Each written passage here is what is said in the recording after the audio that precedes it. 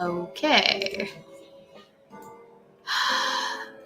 Please don't have any Zoomer moments. Please don't have any Zoomer moments. Please don't have any Zoomer moments. Am I live? Can you guys hear me all right? Can you hear the casual jazz makeup? Makeup. No Zoomer moments, but we're definitely going to have some brain dead moments. That's cool. That's fine. I'll just take it in stride. Can you guys hear the music all right? I'm muted? No, I'm not. Don't you fucking lie to me. Am I? Am I really? No. Now I gotta check. Now I'm paranoid.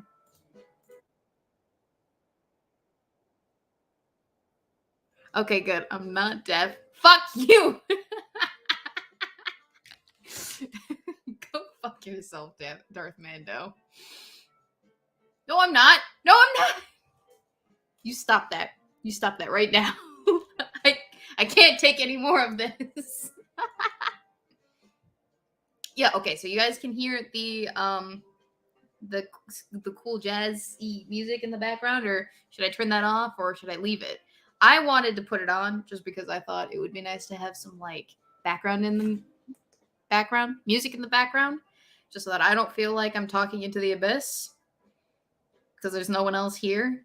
It's just me and two cats for the moment. Super Nintendo's off at D&D, so what music? Are you fucking with me right now? Keep the music. Okay, all right, you are fucking with me. Of course, I expect nothing less. It's only been 8 years of this nonsense.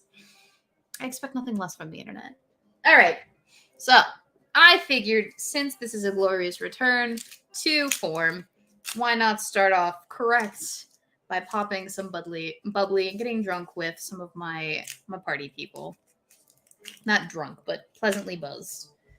We don't get drunk anymore in this household because someone is too old to be able to handle shit like that anymore. We'll just get pleasantly buzzed. All right. You guys start to feel annoyed with the music, just let me know and I will tell it to fuck off. All right. So we're gonna pop the bubbly. I am drinking La Marca Prosecco Rose sparkling wine. It is a product of Italy, so it's not technically champagne, and I apologize, but I haven't been to Paris in a while, or I haven't been to France in a while, so this is fine. This will do nicely, I think.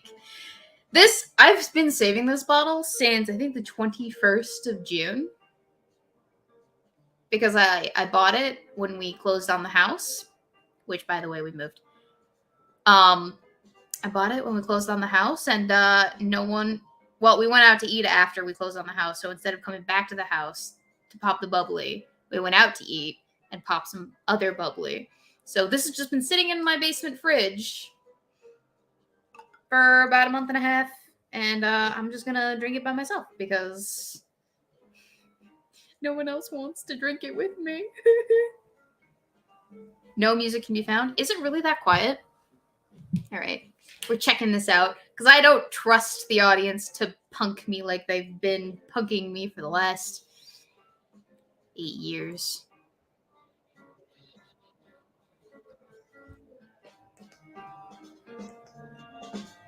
Okay, can you hear it now?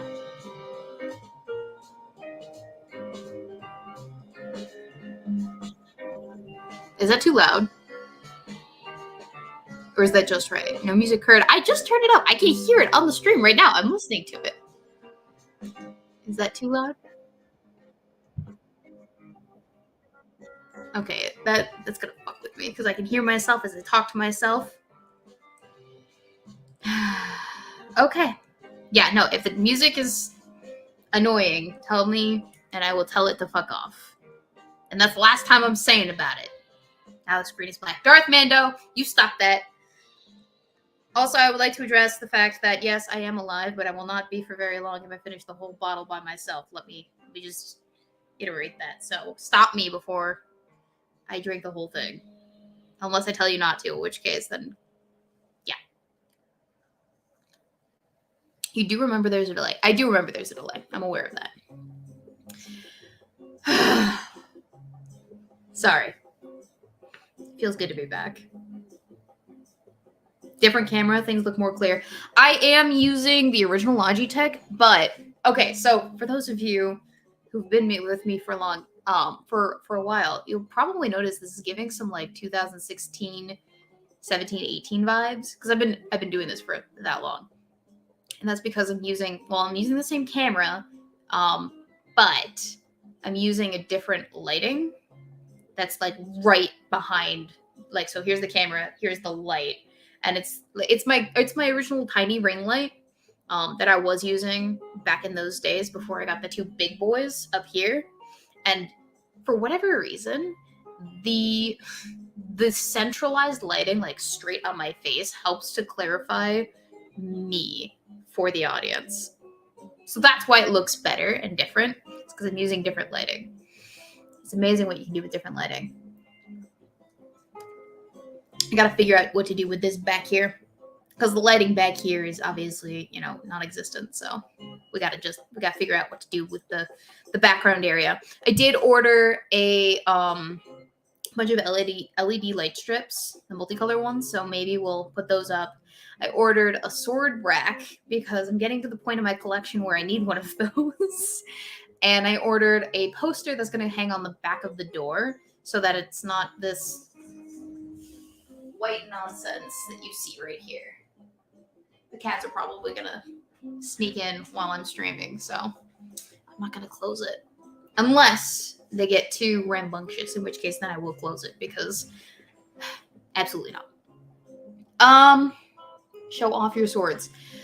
I would, but they're in the closet right now, and the closet's a hot mess because I just shoved everything in there that I haven't unpacked yet, or that I haven't like reorganized into the closet in preparation for the stream, because I wanted at least some amount of cleanliness behind me so you guys don't think that I'm an absolute slob.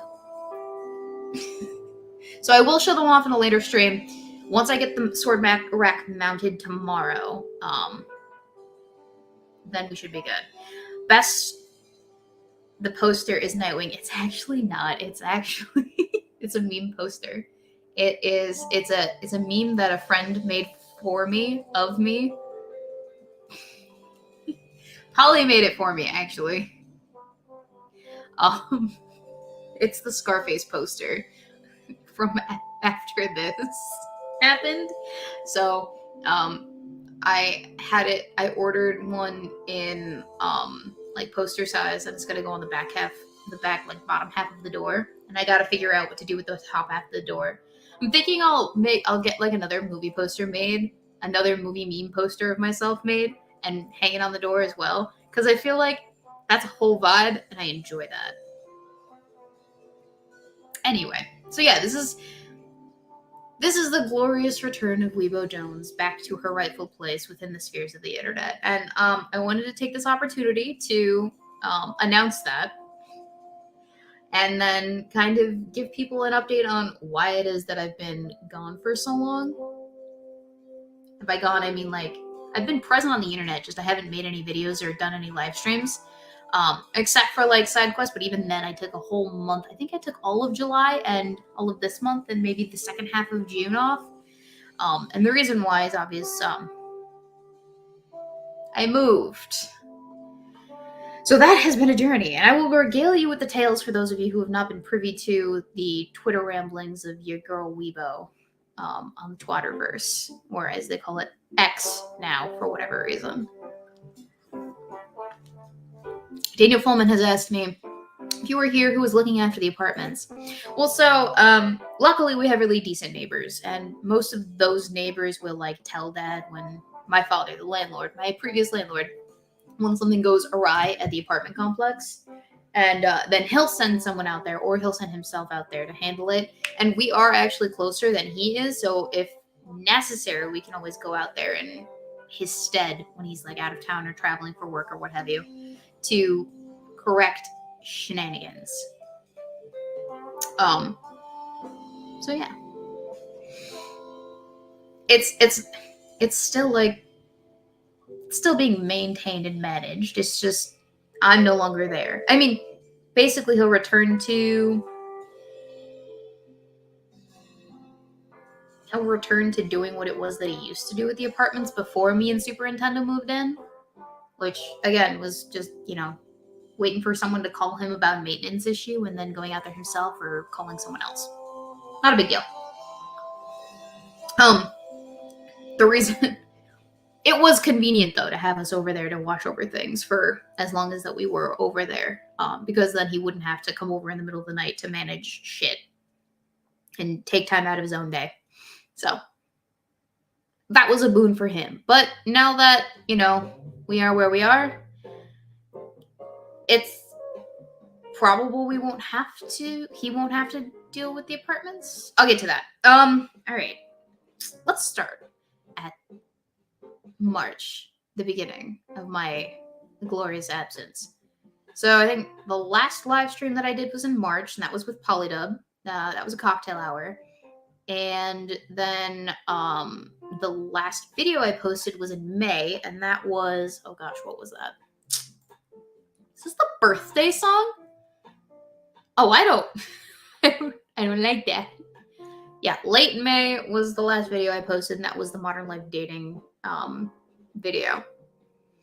So March, I think it was, when was it? Late March, I think, the end of March, things started getting a little bit more busy in my personal life. No, I wasn't in jail. Things started getting a little bit more busy in my personal life. We had several weddings and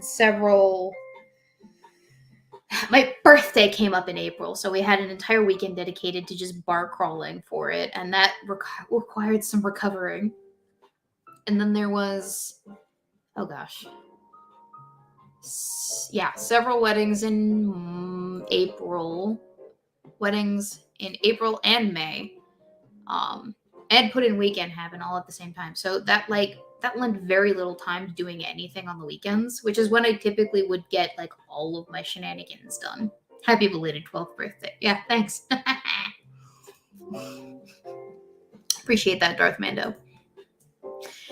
So usually when I would get all of my shit done, like chores and cooking and getting like ahead of everything for the week, that would fall by the wayside, and I have to spend the week playing catch up essentially, and then going out of town the next weekend because that was just the way of things. So then after April, we find ourselves in May, and that's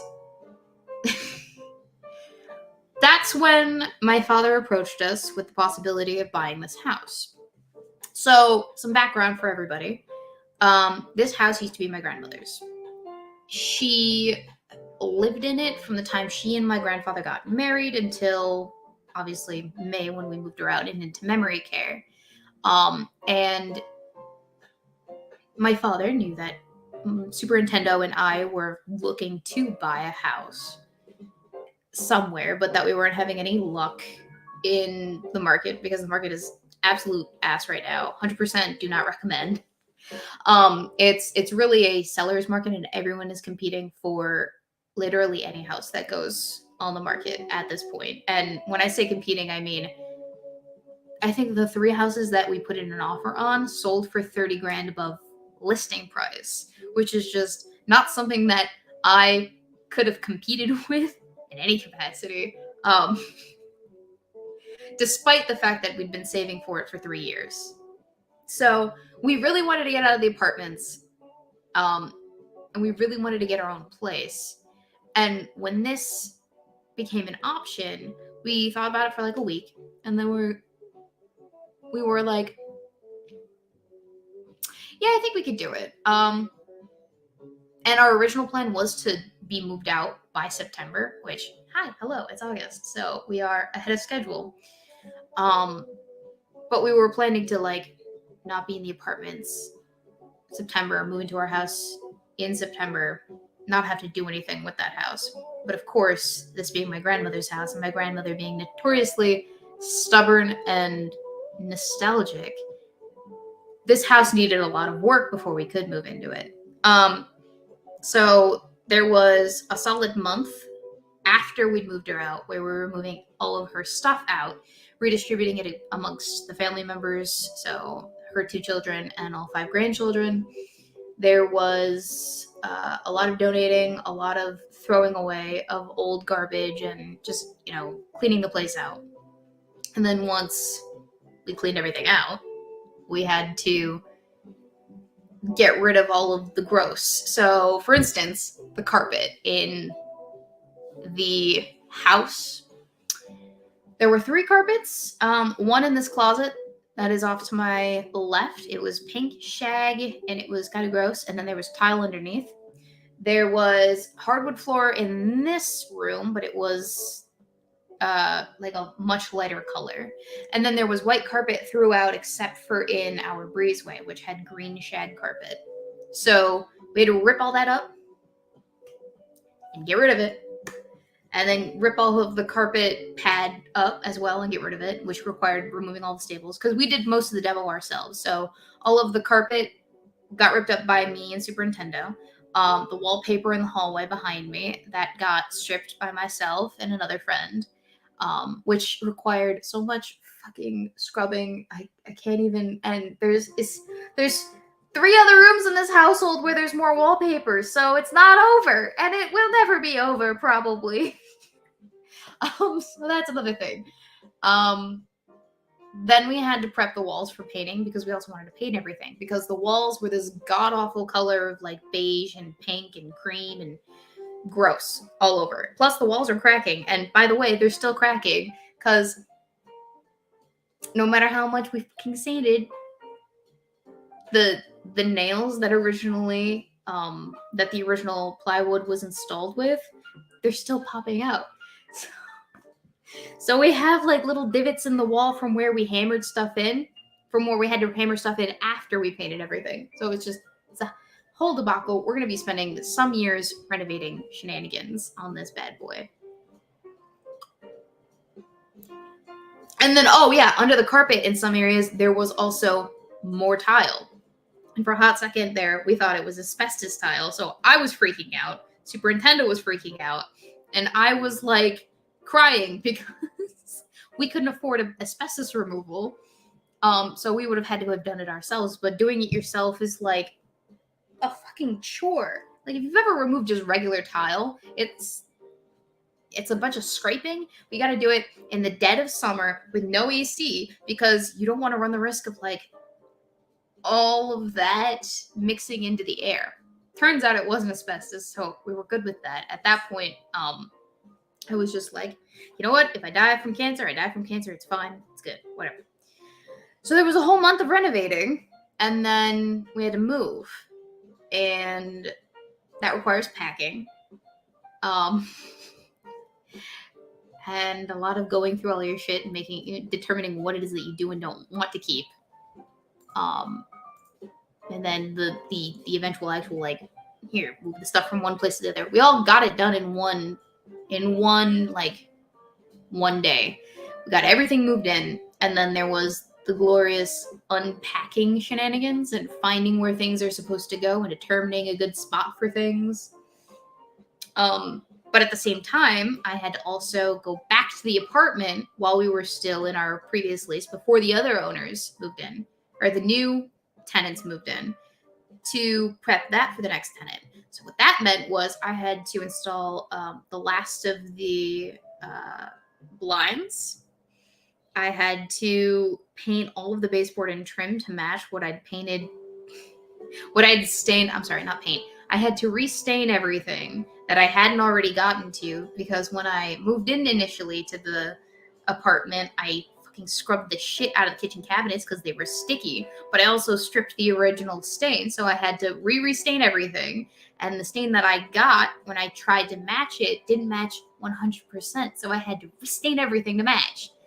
And then we had to paint, and I had to paint, so Super Nintendo went through and he like patch painted over the areas where there looked like some shenanigans had gone down. So like where we had nailed into the wall and where we had like made marks on the wall. We had to patch over that. And then I came to realize that the paint in the living room didn't match the paint that he painted with. So I had to repaint the whole living room with the paint that he painted with because it didn't fucking match. And it was the only room where that was the case. And it didn't look like you could notice it. It didn't look good. And the reason why superintendent didn't realize it, because he's like color deficient, so he can't tell the difference between two different shades of color. So it was a lot, all right? It was a fucking lot. And we're still not done renovating. There's a whole bunch of other projects that we still need to get into. The baseboards and the casing that we reinstalled, because we also bought new casing and baseboards and whatever, and like 3 new doors. Those have some little imperfections and stuff in it from when they nailed it into the wall. So we actually do have to put some of that Dried-X putty stuff in the holes to cover it to make it look decent again. So we got a lot of little projects to get to in the coming months and years that we're going to be living here. But we're finally there. We're finally good. We're finally done. We're moved in. Now I can take my sweet ass time and I don't have to worry about it, and I can finally like get to the things that I love that are important to me, like this, my hobby.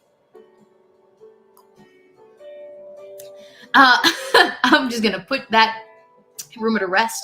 Okie Native, so this stream is to tell us you're turning the channel into the DIY renovations couple channel. Fuck no. I don't have the patience to set up my camera for every little individual thing that I'm going to be doing to this house for the hours that would take me to do this stuff to this house.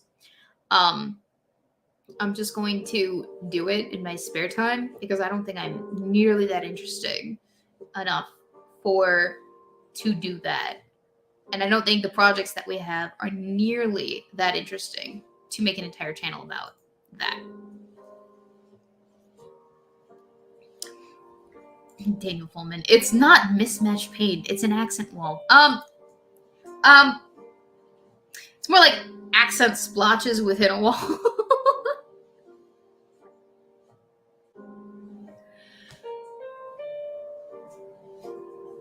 So Darth Mando says, what I'm getting from all this, the whole debacle of the blinds was for nothing and going to happen again when you do blinds in this house. Oh, that's the other thing too, is we have new windows getting installed in like half the house. So the front of half the house, the one half the house that faces like the really busy street, those are getting re-windowed in probably September, so next month. The blinds debacle was hilarious. Oh my god. I was so fucking pissed when they sent me the wrong blinds, and then all right, yeah, I don't want to. You're gonna trigger me. I'm gonna have war flashbacks. No, that's not gonna be a repeat, because basically what I'm going to do is take the old blinds that we had. They're like sheer curtains or whatever, and I'm just going to hang those up. We're just gonna deal with that for a while, because I don't feel like it's a big deal. Superintendent might have a different opinion on the matter, but I don't feel like it's a big deal. Lion Patriot, did you forget Streamlabs? Check much, please, at Weebo Jones. Okay. Lion Patriot donated 15 to say, later homos off to play 7 Days to Die on Satsu's channel. Buy his spice rubs. Ooh, here, let me link that in chat. Yeah, this is off StreamYard, so unfortunately, the linky thing will not work. But here's the link that he posted in the thing. Satsu, friend of the channel, definitely go and buy his spice rubs. Help a friend out. Hugs and kisses to the gremlins. Thank you, Lion Patriot. The gremlins appreciate your donation to their toy closet, toy chest, the toy chest fund, cat's toy chest fund.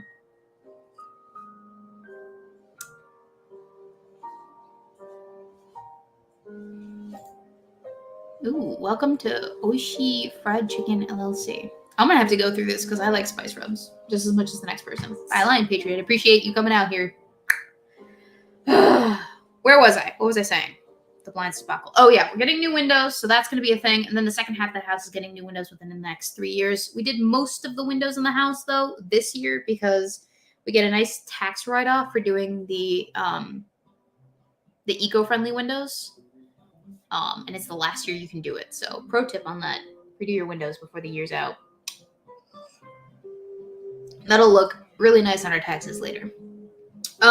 So within all of that hullabaloo, I also did have surgery on my lip. So right here and right here. So it is no longer nearly as uneven as it was prior to now. And that definitely, I feel like, helped things out. But gosh, it all just happened at the same time. The surgery, the moving, everything. It was just bleh. So I was juggling that as well, recovering from surgery while we were moving. And then here's the not so great part. Like, amongst all of this stress, Nana also, it's kind of funny, it's kind of not funny. She punched an orderly at her memory care facility, and they sent her off to the psych ward as a result. And that sucks because, you know, only one person for 1 hour a day could go visit her. So my aunt was the one that was like visiting with her, and she was not doing well. We think she probably had a stroke while she was at the facility, and she was not doing well. They had her assessed for hospice, and they basically said she doesn't have a whole lot of time. So it was a mad dash to get Nana taken out of her psych ward area and put back in her memory care facility so that the rest of everyone in her family, which there are a lot of us, could go and visit her before her time was up.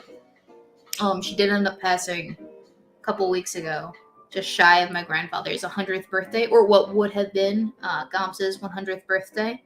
So the way that everyone in the family's been phrasing it is she had to go get ready to throw the biggest party of her entire life, her entire afterlife, the entire universe existence for Goms for his 100th birthday, because that's, you know, that's important. So we were dealing with that as well, in the midst of all the hullabaloo of moving and whatnot. But things have finally settled down. And Nana's memorial, I think, is next week. Saturday? Or Sunday, I have to double check. And then from that point, I think everything will definitely, like, mellow out significantly. That'll be good. Hi, Scribe!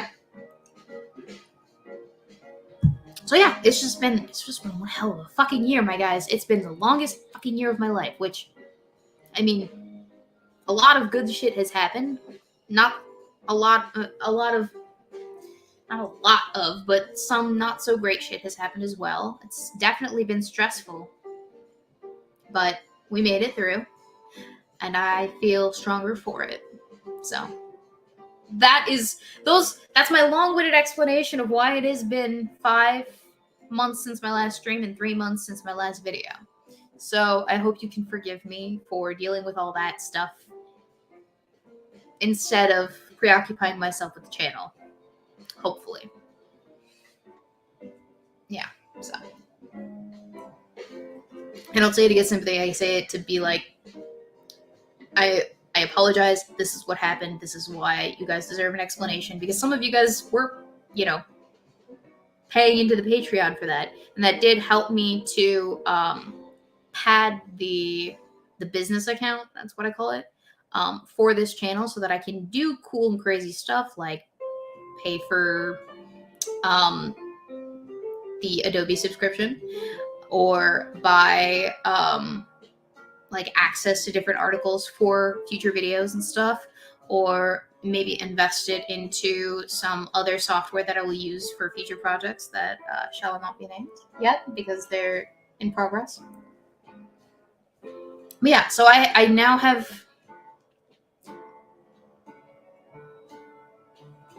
like, everything that gets donated to this channel goes straight back into the production of this channel. Let's be clear about that. So it'll get used on, like, costumes or makeup for different characters, or it'll get used in the channel. So just to reassure everybody, it will get used for channel purposes to bring you the content that you so love and adore. Which brings me to the next thing that I wanted to talk about. The channel and what the future of the channel will look like here at Weebo Jones Productions. So, I have 2 areas that I really kind of want to talk about. One directly related to the channel, one directly related to a side project that I've been working on for a while now. So I'll start with the channel specifically.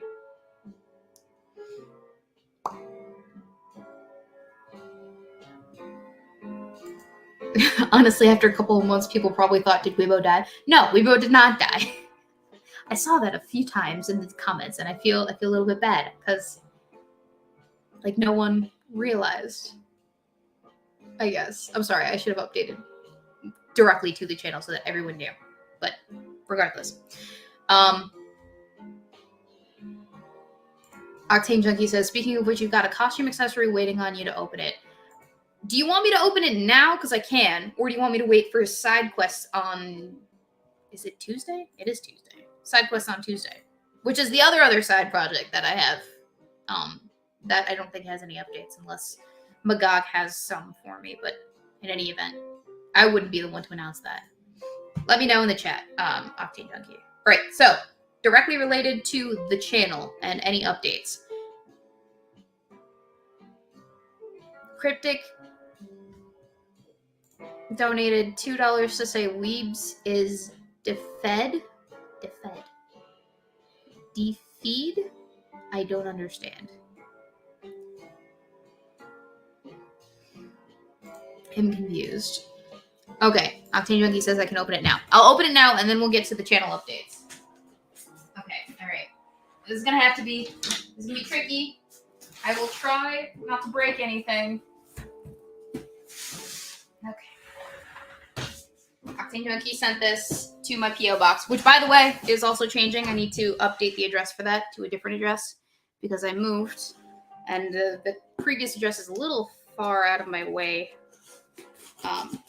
Then further out of my way than I would care to drive. Do I open from the bottom or do I open from the top? It's a little further out of my way than I would care to drive. So if you're going to send me something, maybe hold off on that for a month. So I can update that. Technically, it's still good until, I believe, the 18th of this month. But just to, you know, keep from any latency or lapses and capacity to send me things, maybe hold off. So I will be changing the P.O. box. The original P.O. box will get eliminated from all descriptions of this channel. So you won't be able to send me anything to that previous P.O. location. But there will be a new location. I just gotta get it squared away. Oh my god, I'm gonna cut myself. Oh, also, Dana Pullman, I have letters from you too. Do you want me to open those up here, or do you want me to wait for a different stream? Like a cocktail hour. I haven't talked to Polly about doing one this Sunday, but it might be a little bit too soon for him. All right, I will leave the note. Like you said, it might be a little too short notice, but he's the master of short notice, so we'll find out. I'll reach out. We'll see. I did this on a whim because I can. Okay. Right? You said leave the note, right? Okay, good. I'm just double checking because usually I would read the note first because that's who I am. Okay. All right. I'm excited. Ooh. Ooh. Ooh. Oh. Oh, I like that. I like that a lot. Oh, and it's sharp too. Octane Junkie, you are the best. Ooh, and I like the redness of the scabbard as well. Ooh, look at that. Guess who's bringing this with her to the Renaissance Fair this year? Me. I am. I will do that. Ooh. Ooh. Ooh. Yeah. All right. Let's see how this feels.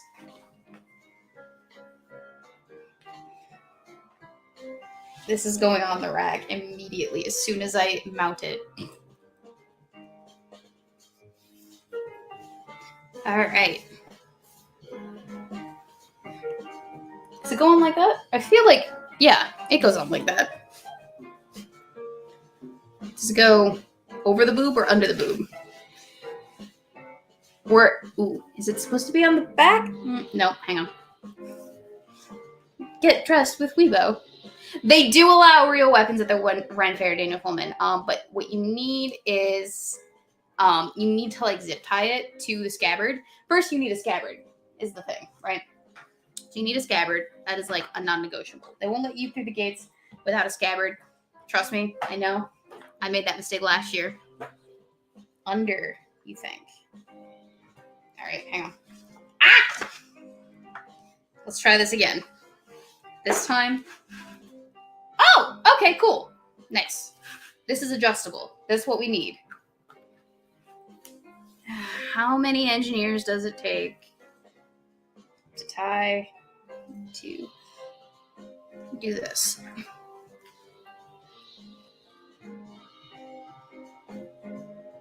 All right.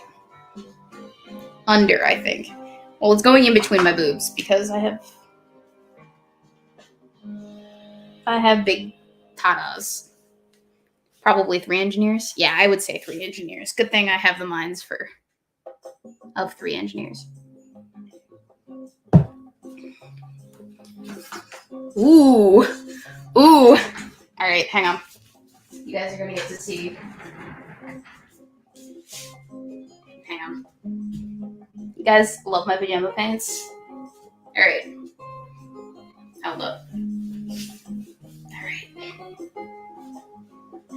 We're gonna have to figure out how to keep this from going up, like that. Yeah. Oh my gosh. Mama me gusta. Ooh, and this is sharp too. So I am digging this, and it's big and it's thick. It's a thick boy too. So if the zombie apocalypse ever happens, you know who to call. Okay, now I gotta figure out how to put this back in such a way that I don't fucking stab myself. Ah! Is this the correct way? No, it's not.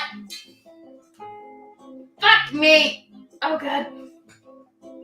This is called sword play with Weebo.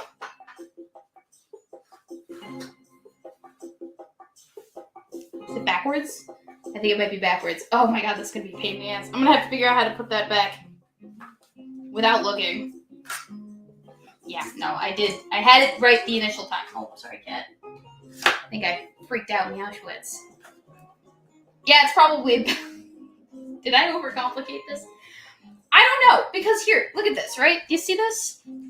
It's vertical with the shaft.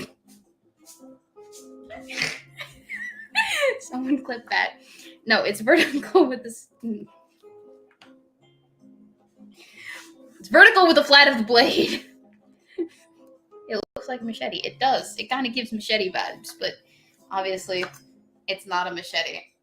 So I initially thought, oh yeah, sure, this would totally be a hip thingy. It might still be. I might be overcomplicating this. I'm prone to do that, you know. So we'll try it the other way. We'll not back mount it. Ma'am, get out of the fucking closet. Who gave you the audacity? Yes, you. Sorry, Auschwitz is causing me grief. She's staring at me right now. I can see her. Yeah, see, this doesn't feel quite like it should. Probably because I have it tucked. Like, look at that. And yeah, no. I'm not convinced that it's meant to be hip mounted. But I'll figure it out. But I love this. I am enthused, if you couldn't tell. Is it a waist belt? Okay, I'm gonna have to fucking figure it out then, because I don't know what I'm doing. Oh my god.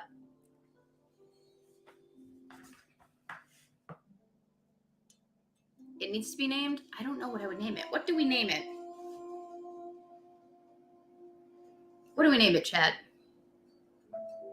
Does your new place have a game room for the boyfriend? Okay, so to answer your question, Daniel Pullman, so 3 bedroom, 3 bath, 1 garage, full basement, finished basement,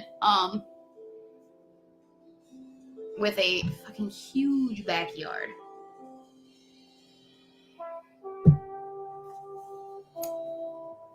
Sting, Narsil, Tolkien study. I see what you're doing, buddy. Is it because I posted Return of the Weebo? Because I used the meme? Excalibur. It doesn't look... No. If any blade in this household was getting named Excalibur, it would not be this one. All right. You've baited me. I'm gonna do it. My bad. I'm gonna go through and at least show off one sword. Where the fuck did I put it? Ah! No, if any sword in this household was gonna be named Excalibur, it would be... Hang on.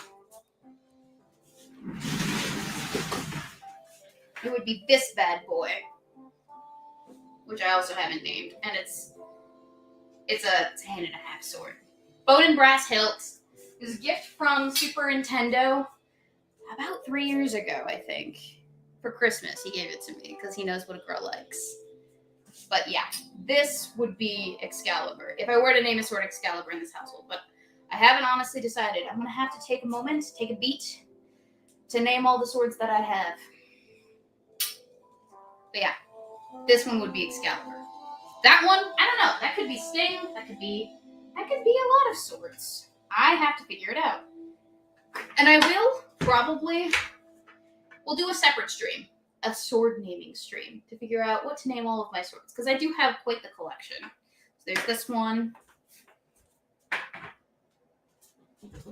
You baited me. We're going for it. There's this one. This one was also from Octane Junkie. This is the sword that, I believe it was Octane Junkie. Wasn't it you, Octane Junkie? Anyway, this is the sword that the Nameless Thief traditionally wields. And this one didn't come with a scabbard, so what I had to do was I had to get... I brought it to the Renaissance Fair last year, thinking, I could totally just sneak in and get it a scabbard while I was there. And no, that's not the case. So I had to wrap it in a piece of cloth that I found in the back of a friend's car and bring it to the nearest swordsmith, because they have swordsmiths at the Renaissance Fair, and be like, hey, can you find me scabbard for this sword so that I can walk around without looking like a fucking idiot the whole day. So basically, this was the only scabbard that fitted. Obviously, it's not made for this sword. These are not the same. I believe this one is supposed to be for, what's it called? It's either Greek or Roman. I know this piece of trivia, but for whatever reason, I don't know this piece of trivia. Excuse me. I'm totally fucking spacing. They're called Just Smith's Tolkien Study? I'm sorry. I didn't mean to misspeak. I'm a novice sword collector. All I have are the swords... All I know are the swords that I have, and even that I am rudimentary in my knowledge at best. I have more swords. We're just gonna do a show and tell. This one was from Amazon. I know that for a fact because that's where Super Nintendo got it from. This was the sword. The thief sword, the Nameless Thief sword, before that sword was the Nameless Thief sword. It's just I think it's a cutlass when it's got this big thingy here, but it's a rapier when it's not, when it's a thinner blade. When it's a thinner, longer blade with intricate little pommel. At least I think that's what they call a pommel. I could be talking out of my ass. It probably is Chinese made, Snoopy, but you know what? We appreciate the gift nonetheless. Next sword. This one is a cool one. I've had this one for a while, actually. This one was from my dad. It's actually a gun and a sword at the same time, but I don't think it actually works. But essentially the idea is, obviously, this is for beating people. This is for shooting people. But I believe it's a flintlock. I don't know how it would work, though. You're not supposed to stare down the barrel of a gun or stare down a blade like I just did. Don't do that at home, kids. But, I just did, so oopsies. But I'm pretty sure... Oh, I fucking can't do it. I don't think this would ever shoot. I think it's just for decoration. to be honest. Let's see, what else? Yes! This one is pretty cool. I like it because, obviously, why wouldn't I like it? It's a cane sword. With a dragon decal right here. What would you call that? A Chinese dragon decal? Anyway, so it just kind of pops in there and it twists. Obviously not super practical because if you're gonna do a if you're gonna have a Heidi sword, you want to be able to just kind of whip it out like it's nobody's business. But you know, this is still a cool party trick if you're into that. So when I become old and unable to maneuver myself without assistance, this will be that. I got this at a flea market actually, and it was like what, $50, maybe less when I got it. But I thought it was cool. I think I got it when I was probably 18, so as early as you could buy knives at a flea market because they have age limits on that. Obviously, not just any kid can buy knives at a flea market. But yeah. And those are all the swords, blade things I think that I have in this room right now. Obviously, there are plenty more sharp and pointy objects in my household. All over my household, littered throughout my household. To collect them all would take time away from the stream that I'm doing right here. I'll do it at a later date. We will do a knife show and tell later, all right? I promise. We'll do it. So I'm just going to put these back in the closet. And I guess I lied. It was a lot easier to get to these things than I originally anticipated it being, but you got me. You got me. You got me in the mood to show off.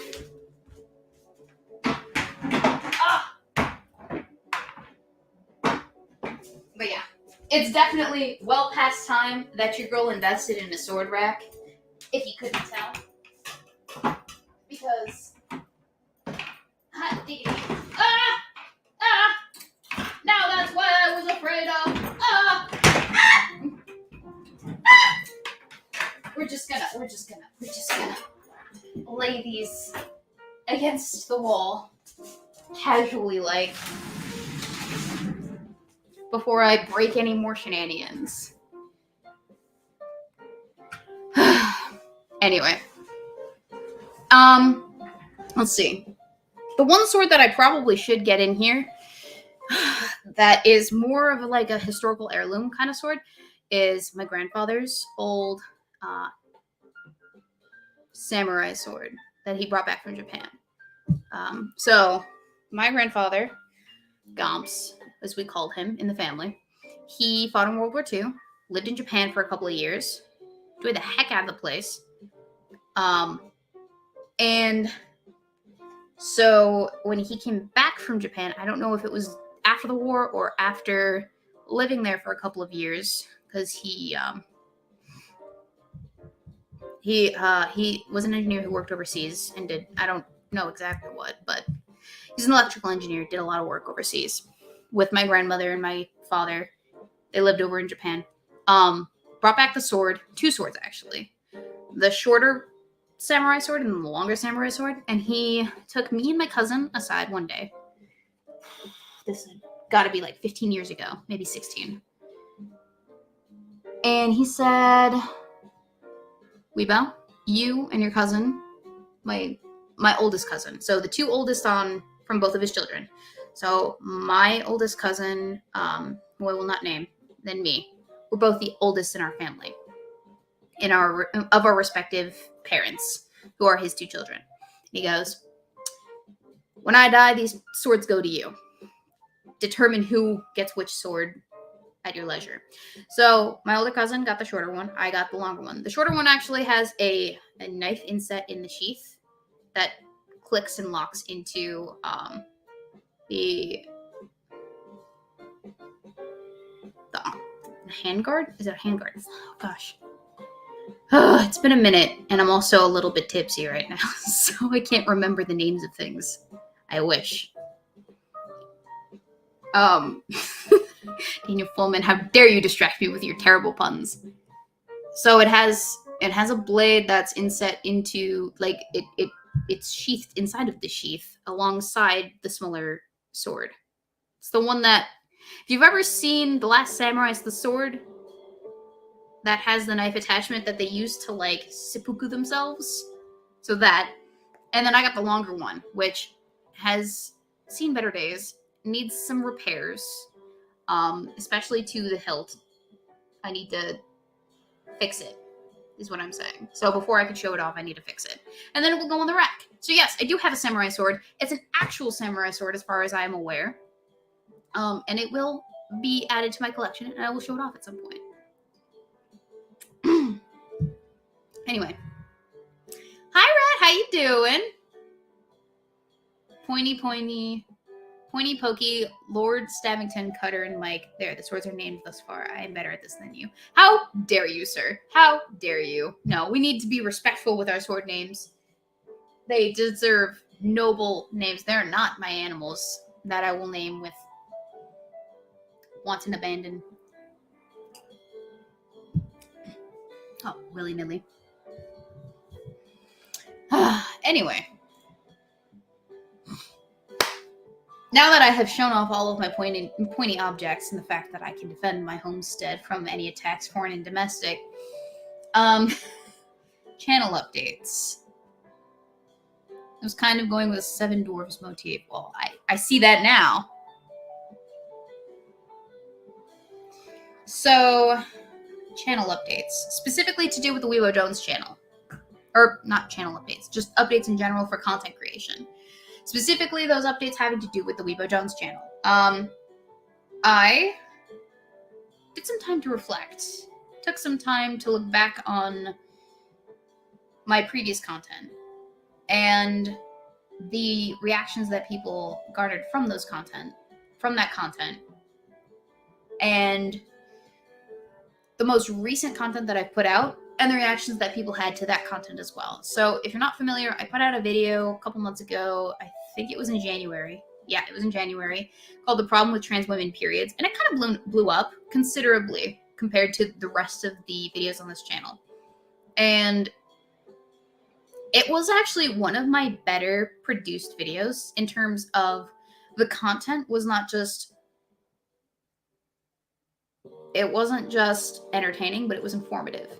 And it was, well, it was entertaining, informative, but it was also, there was a quality about it. I don't know what the word specifically would be to describe it, but it's like,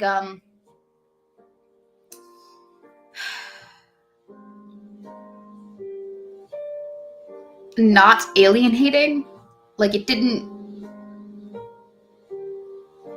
it was, my whole goal throughout the entirety of the video was to relay the information in the most respectful way as possible, but still be entertaining about it. And that was received really well by a lot of people, which was refreshing, because for the longest time, I'm going to turn this down so I don't get distracted. Because for the longest time, it seemed like people were more receptive to people being a little bit more insensitive with others. And while I tried not to be super insensitive, in this video I did go out of my way to be as respectful as I possibly could, as I could foresee myself being with the audience that I was not attacking, but criticizing, right? So typically in a Weebo video, I am going up against another group of people and criticizing their thought process.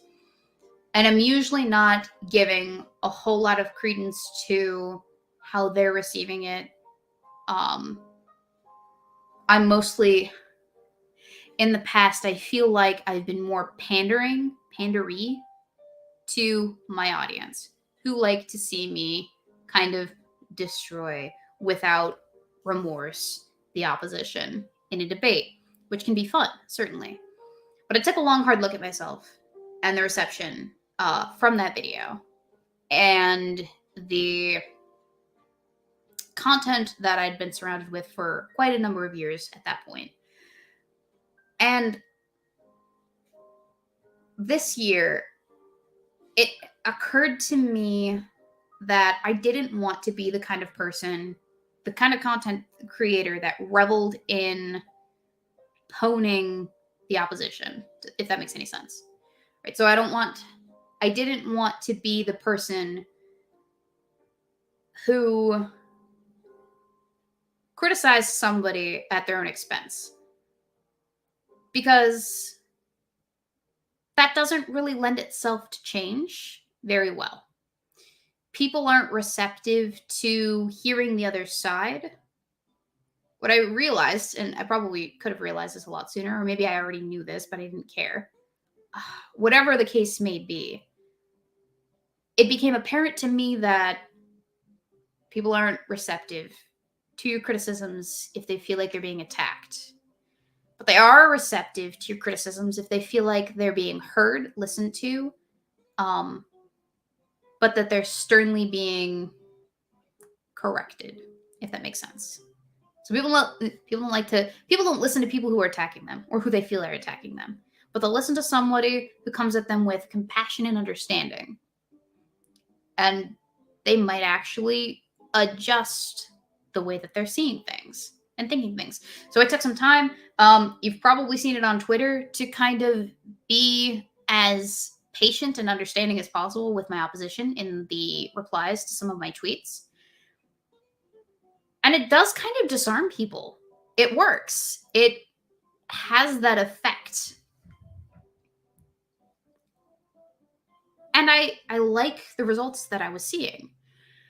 So I did some reflection on my content and what I personally could do to actually bring about that change that I've been so attempting to do with my content in the past. And I was like, I don't really have to change my message, but I have to change the way I'm conveying my message, if that makes any sense. So this is a conversation, not a dressing down. And I think for the future of this channel, for the most part, the content will be an attempt to bridge the divide, more so than an attempt to widen the divide. So whatever that is going to look like, it is what it is. But that's the minor change that I'm bringing to the channel, is that I'm going to be a little bit nicer, I think. Nicer, an attempt to deliver my message in a way that people will actually hear it. Because if I don't do that, then it's like I'm speaking to a wall or to my own bubble. And that seems kind of redundant to me.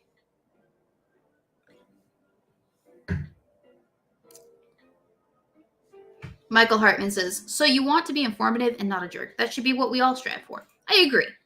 And honestly, I thought I was doing that I thought I was doing that when I was being more edgy, but it became very obvious to me that that was not so much the case. And it's not like I go out of my way to be super a dick about it, but I could be nicer. I could be a lot more compassionate to my opposition. And I think doing so will endear people to me and my message a little bit better, a little bit more reliably. Before we get too far away from them, because I know I totally missed this one, Cryptic also responded with a $2 super chat to say, I am a bit cryptic. Sorry. No, you're fine. Cryptic. Be you. Be you, boo-boo. No shaming. And the Keeper Dan donated 5 super chats to say, welcome back, Weebo. Well, thank you, Keeper Dan. I appreciate that. Tolkien study. I always saw you as super moderate. That is the case. But usually when I'm going up against any person or their ideas, I feel like I could have been nicer. I could have been less of a dick. Even though I wasn't being like an overt asshole to them, I could have done some more legwork to see where they were coming from. Because like I said, the single most determining factor in my experience, for whether or not someone actually receives your message is if they feel like they've been heard first. So I'm going to endeavor to do that more because I feel like it gets better reception. Yeah. And so that's where I am. Because that's the whole goal, right? Is to be heard, to be listened to. And I some people in the comments of that trans video that I produced were not so nice. And I can physically feel the recoil of other people in the comments going, oh, I don't like that, and I'm going away. And while I can probably ban those people, but I wouldn't because I am a free speech, almost absolutist. It does alienate people to some degree. Tolkien study. Oh, hey, here's 5. I just like drinking and hanging. Well, I appreciate that. And don't worry about it. Don't you fret, friend. I do be like that. Now, I will, I'm not going to deny there is a sick sort of sadistic pleasure that can be gotten from enraging somebody past the point of logical reason and reaction. I am human. I appreciate a good meltdown just as much as the next person, but I don't think it's conducive to the change that I want to see. And so as a result, I think I'm going to strive to be the model for conversation that I wish more people embodied. And that's where I stand. So that is how the content will change. I'll still be maintaining my principles and my standards, but I'll be fucking nice about it. Hey, Big J Triple X, how you doing? I am back. It's been a minute. Now, as to the other fun news that I have to share with everybody, Side Quest, I believe, is coming back next week, or I am coming back to Side Quest next week. I had to take the hiatus because of all of the changes going on in my personal life, so that happened. But hopefully that goes well, right? Rat, we're back next week. Has Magog said that? I mean, he hasn't said otherwise, so I'm assuming we are back next week. But in addition to that, I have exciting news. For those of you who are not keeping up on the Twitterverse, I have book writing related news. So I think it was June 1st. June 1st was when I hit my deadline, my self-imposed deadline for the amount of world building that I wanted to create for my book series that I'm working on. So for those of you who aren't aware, I am writing a book. I have been writing a book. I took about 6 months between January. No, I took a whole year, actually. My mistake. I took a whole year to write 130,000 words of lore for a series that I'm working on currently. Book series that I'm working on currently.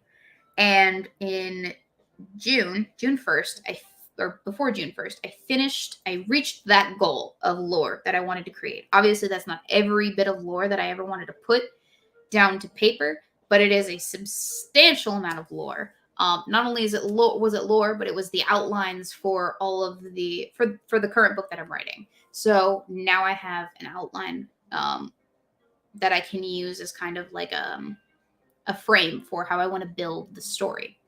So I took a whole year to write that. So that was like 600 words a day, give or take, depending on the day.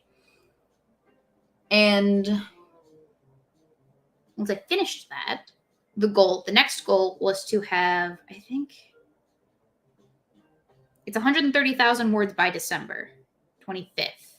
So Christmas, or probably New Year's. I would have the entirety of the book written by the end of the year. The first book. because I think it's 5 books that I outlined. It's probably going to be more. It might be a little less, but it'll be a solid at least 4, maybe 5 books that I will have. But the first book, I am 1/3 of the way through currently as of today.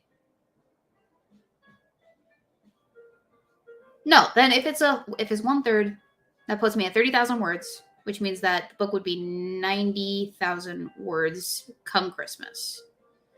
That sounds more correct. Anyway, I have 8 chapters written. I have 8.5 chapters written. I'm working on chapter 9 as we speak.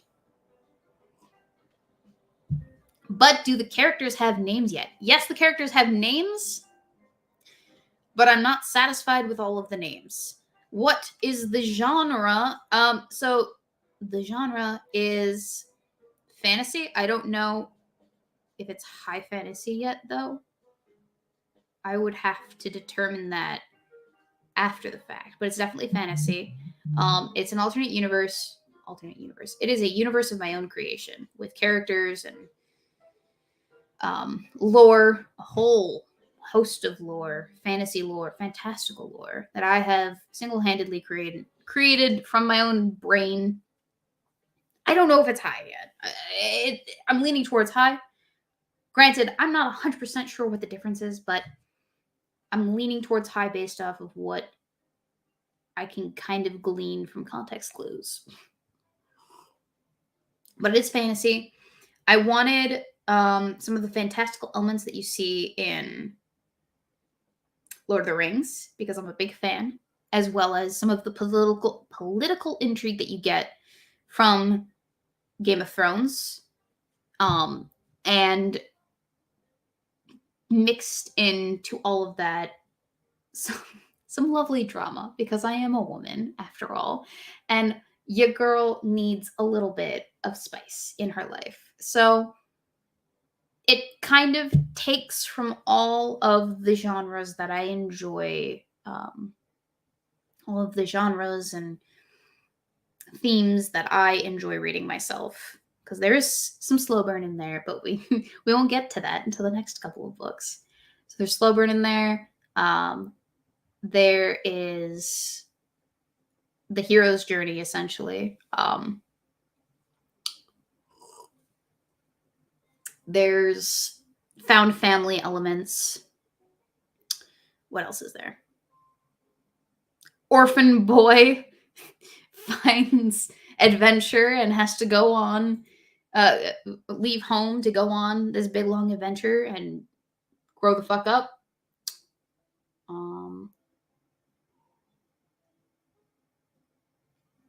Just a whole bunch of stuff. A whole bunch of stuff. Self-insert? No. So I didn't really insert. I took some elements from my own personality and I gave them to a few characters. So, for instance, the main character currently, his name is... Currently, I haven't decided whether or not we're keeping it yet. His name is Sitem, so Siten.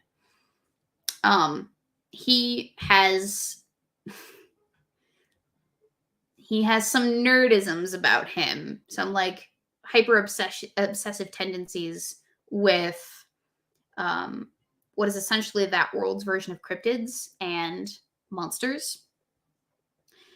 And he kind of reminds me of that kid that collects Pokemon cards and is like super obsessed with them and has like only a life about them and their entire life in existence is about them. Loves to read, which is also a quality that I took from younger me, and put into a character. So there's that character who has those elements. And then there is another character. Her name is Ibra. Again, not super 100% on the names and whether or not they're staying. They're just... all names are placeholders as far as I'm concerned until I've decided. Then there's Ibra, his older sister, who is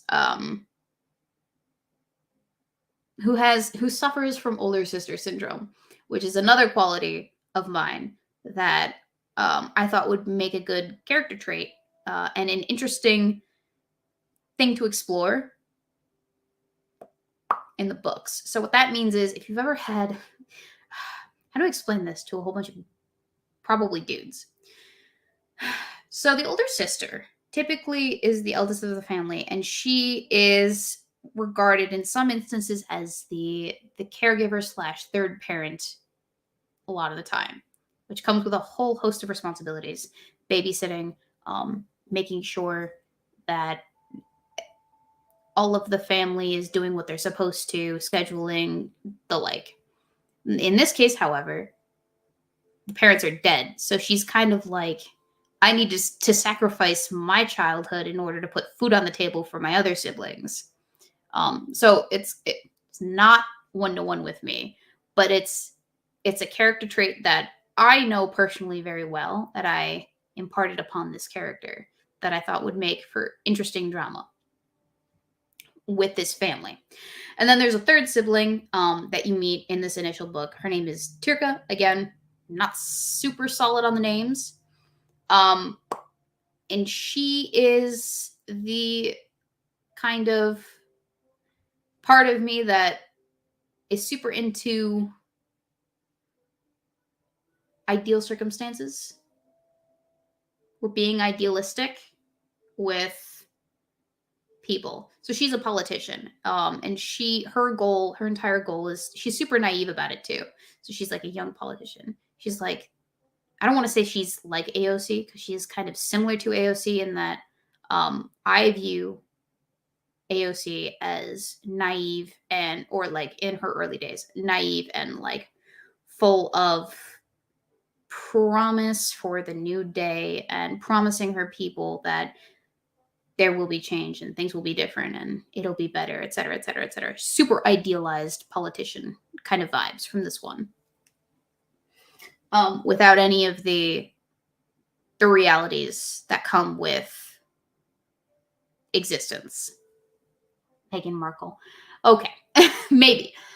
I actually don't know a whole lot about Meghan Markle's politics to be able to say definitively one way or the other. But the idea behind Tirka is that she fights for her positions and believes wholly in them, and wants the best outcomes for as many possible people as possible. So she's super good. She's super giving in a different way. She's giving to the people, whereas Ypres, the older sister, is giving to the family because that's her responsibility. It's her family, her responsibility. Tirka is like, the people are my responsibility. I have to make sure that they're taken care of too. The wizards ever show up. Oh, all three of these characters are like, to some degree, magically inclined. So they have arcane capacity. So we have these three characters, and they are, in the first part of the book, navigating the trials and tribulations of their current day existence, because there's a lot of other sub-level drama and issues and subplots going on that are taking place that need to bubble up in the surface over the course of the first part of the book, that will become relevant and pertinent, and some will fall away to be not so important as the book progresses. So we just got done with the first act of the book. I just got done writing the first act of the book. And much of the first act was kind of introducing you to the status quo. And now the second act is going to be dedicated to breaking that status quo. So we already introduced a few other extraneous characters. They are supposed to... so two of them are side characters. One of them will be eventually a main character. And the eventual main character definitely is kind of like the person who incites the inciting incident, or who establishes the inciting incident all the way back in the prologue. But she also eventually disrupts the status quo in such a way that is super upsetting to everyone involved. That much I will say. So we're on a good trajectory. I'm liking where we are. I still have one more important character who will show up probably in the later half of the second act to further disrupt the status quo and send us into the third act.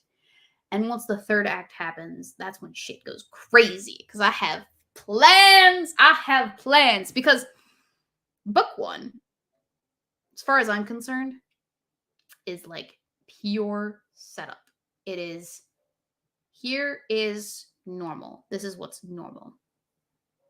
And it leads up into, let's jar our main characters out of, or our main character, Sitem, Sitmtem, out of his status quo and throw him into his hero's journey. So the entire first book is a preamble to the rest of the series, and it initially, I'm not gonna lie, I didn't actually think that I was going to write as much as I did in this first part to establish the normal aspect. But then I thought to myself, I was like, I gotta give the audience a reason to care about these characters before I throw them into a whole hullabaloo. And so that spawned the idea to flesh out these characters a little bit more before their lives changed so drastically. Because if I don't do that, you don't get why the gravity of what is to come is as big as it is. So that's coming. I'm excited for that. But I feel personally like I'm in a good way with my writing. I feel like things are coming along very swimmingly, very nicely. The plot is progressing easily. Really, I'm surprised that I haven't suffered as much writer's block as I anticipated suffering when I started out this journey. Because that was always the thing that really held me back when I was trying to write this story. Oh, excuse me. Because I have been trying to write this story for years and years and years. I've had inclinations and ideas and like scenes in my head that I was like, oh, this would be so cool if it was in this story. And how does this play into this character? Da, da, da, da. So I had all these ideas floating around in the ether of my head. But not a one of them was put to paper in such a way that was like progressed to. I couldn't for the life of me sit down and like just write out all of the story because I didn't know where I was going. I didn't know where I was coming from. I just knew I wanted that scene. Then I realized, well, what's the lead up to that scene? What are the consequences of that scene? Well, we need to flesh those out a little bit. We need to think meaningfully about these things that you want, Weebo. So let's get a crackin'. And so finally last year, June 1st of 2022, I decided, you know what? I am sick and fucking tired of writer's block. I'm going to do something about it. And so that's when I decided to write all my lore, write all my outlines, so I knew exactly what I wanted to do. And of course, there is some flexibility in what it is that I've already written. I can take or leave whatever it is that I want to, whatever works, whatever doesn't work. I have that flexibility. I'm not married to any individual aspect at this point because I have so many things, so many scenes that I have written in, that I have a build up to, that I have a reliable way of getting to, that I don't have to. If I sacrifice a scene that I really, really like, I can write it in isolation and then just leave it off the final copy and just keep it for myself because I have a whole volume of book that I can rely on to stand on its own. And that was really helpful. So I haven't had really an instance of writer's block since I started this, which is why I'm finding it so goddamn fucking easy to write. It's because I know where the fuck I want to go. It's liberating, quite honestly. I cannot describe in actual words how freeing it was to just have everything already. Because that was a big part of the issue with writer's block is like, I didn't know where I was going. I didn't know where I was coming from. How the fuck did I get here? So I'd have to stop in the middle of my writing, think about it, like, meaningfully think about it, and then go back to it. And at that point, I'd be like, oh, well, the inspiration's gone and I've wasted too much time already, so what the fuck is the point? So that's part of the writer's block. The other part of the writer's block is naming shit and trying to write the perfect line every single time as I was going. You can't do that. And I think this is a credit to my musical education. The reason why that was such an issue for me was because when I was younger, I played the violin. I still play the violin every once in a while, but when I was younger, I was an avid violinist. All of us were. All of the grandchildren were.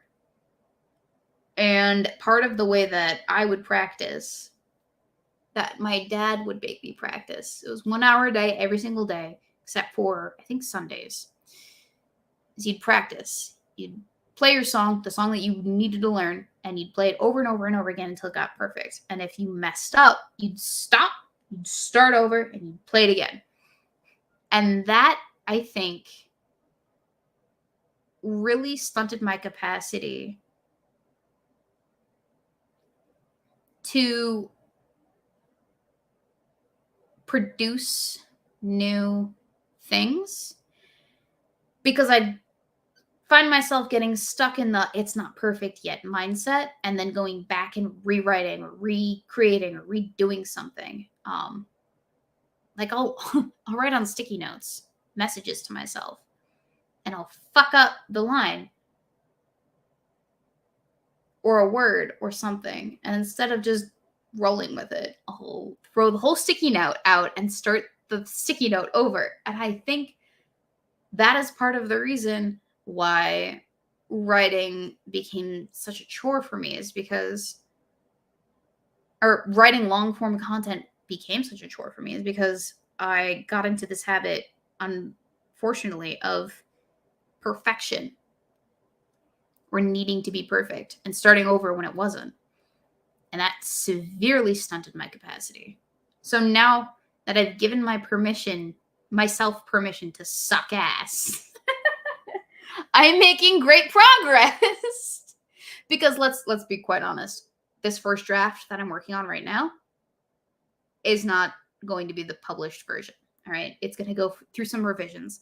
I'm going to go and I'm going to send it to beta readers, and they're going to read through it, and they're going to go, I like this, I don't like this doesn't sound right. The dialogue is probably going to get changed 100 different ways from Sunday before I actually publish it to you guys for you to read. So it's not perfect, and that's okay. The greatest gift that I probably gave to myself in my entire existence is the permission to not be fucking perfect all the time. And it works. Anyway.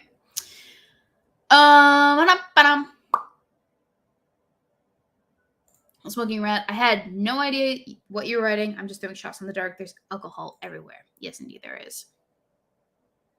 Oh. Yes, I did know that Octane Junkie got hit by the summer coof. Give Octane Junkie some love, people in the chat. He's not feeling too hot.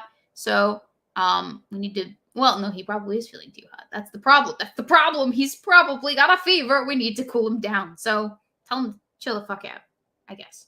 I'm sorry to hear you were sick. I'm recovering fast from it. Seems to be a very mild strain.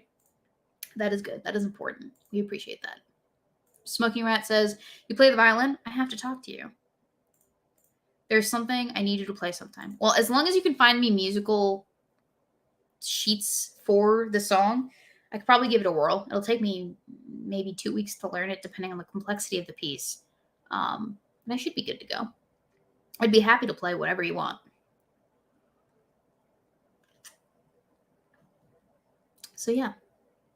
So Darth Mando, going to display some of those autographs now that you have a home. Oh, dude. They were on my wall in the original apartment. You just couldn't see them because they were behind my monitors. Now I have all the fucking space that I want in my home office, which is just mine.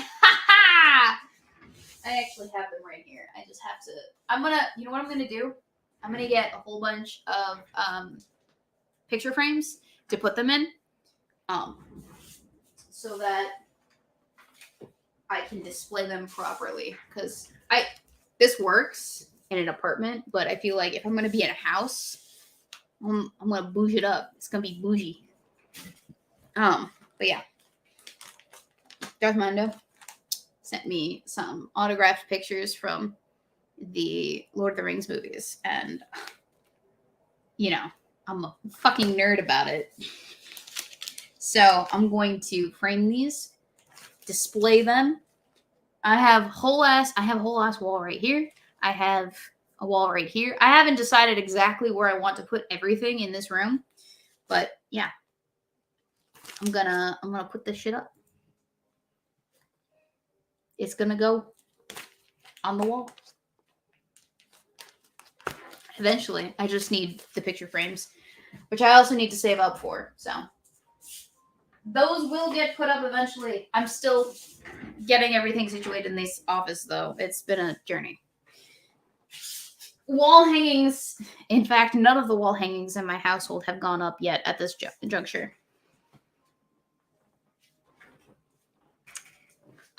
So those have to go up all over the house eventually. But believe it or not, we're not done fixing the walls.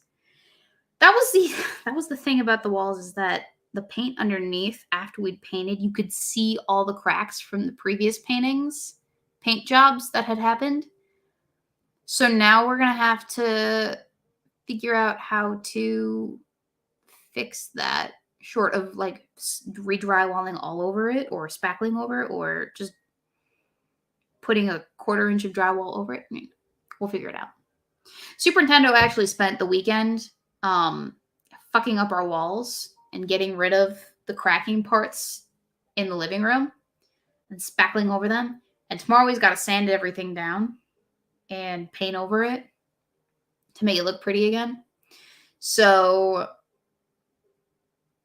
he's just basically going room by room. He'll probably get to my room at the very end, because I don't really give a shit. But he gives a shit, which is fine. He can give a shit as long as he's doing the work for a change. For too long, I gave a shit about the quality of our dwelling, and now I can relax. Except for in the kitchen. There is wallpaper in the kitchen on every surface, and it's peeling up, and I have to resist the urge every single minute of every single day to just peel it off, because it just comes off. It's just that old. It just comes off. Ugh. The joys of being a homeowner. Anyway.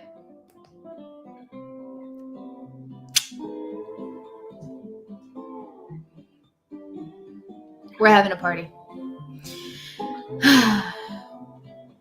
Let's go for another half an hour, I think, before I cut the stream. I am out of practice, woefully so. Unfortunately, my voice, I can feel the struggle. It persists. I am not as exercised as I would like to be in conversating with myself anymore. Not nearly as much as I was back in my heydays. Let's see, 2018, 2019, 2017. Yeah, those were the Weebo years, weren't they? Back before I was an adult with responsibilities.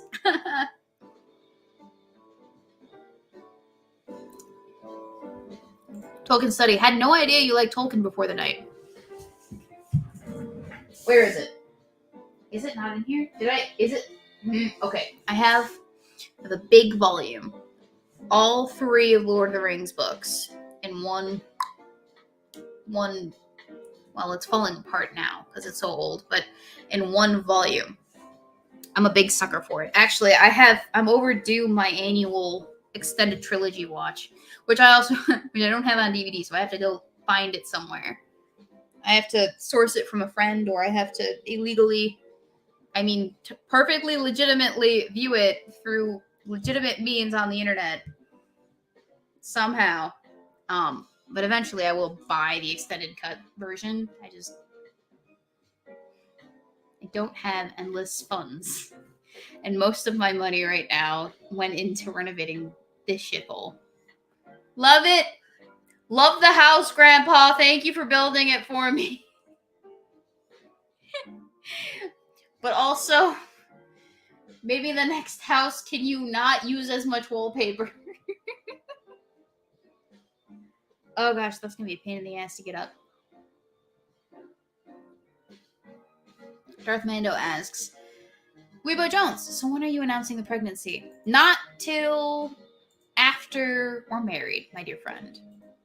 I have no intention of getting pregnant until after the wedding, which will be in November of 2024. So next November is the wedding. After that, at any point in time, will your girl Weebo be with child? Probably. So do with that information what you will. Although I don't know why we would care that much.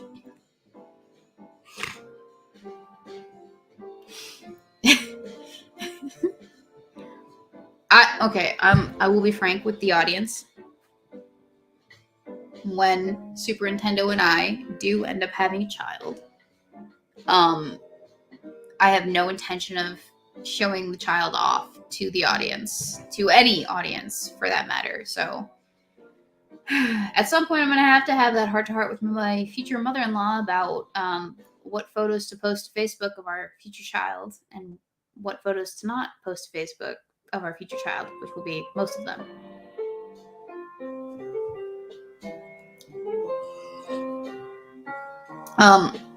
I'm of the opinion that a child has the ultimate say in whether or not they are presented online. They should have that right. Chiefly because the internet is a relatively new thing. And it's a very public area. And in my years on the internet, I've learned a thing or two about privacy, the value of it, the value that can be derived from it, and the risks that come from being flippant with your privacy. And I don't think other people have the same interests in protecting my child's privacy as I do in protecting their privacy. That's not to say anything negative about any people that are in my child's life. You know, I'm sure they have no ill intent in posting pictures. But I don't think that their concern is as well thought out, nor as thorough as mine is, given what I know and what I've experienced in my 8 years as a content creator. That also has some bearing on the fact of the matter is the fact that I am a public-facing person, a small public-facing person, of course. But if I get into trouble, I don't want that to fall back on anyone that I know of, and especially not my children. That's part of the reason why you guys haven't seen anyone in my family. Why any stream with people that I know gets probably taken down, and why you've never seen a picture of Super Nintendo and you don't know his name. Most of you don't know his name. Some of you might, but most of you don't. It's because any risk that I want to incur upon myself, I want to incur just by myself. I don't want anyone else to have that fall back. I don't want anyone else to have to contend with the mob on the internet. That is something that I entered into. That is not an agreement that anyone else has entered into. So, privacy is important. That's also why I don't use my real name. That's why I don't post my address. It's because some things are sacred.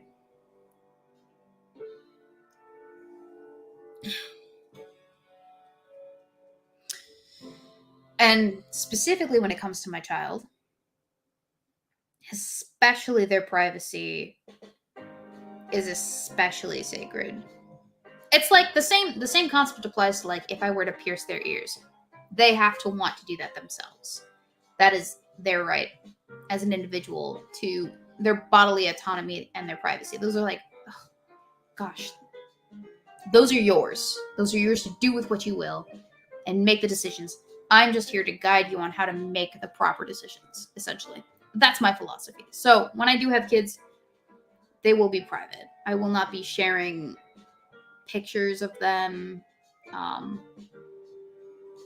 or their birth date, or their names, or really a whole lot of information about them. Maybe fun little anecdotes, but they will be whatever they want to share to the world will be theirs to share.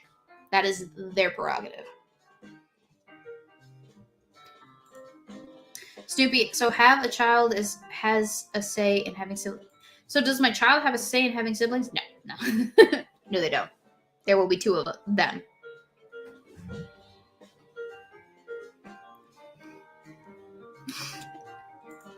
Since hubby is Super Nintendo, baby the Game Boy?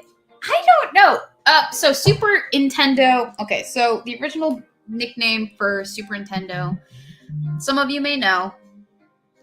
Okay, so Super Nintendo and I have been together for almost 8 years this March.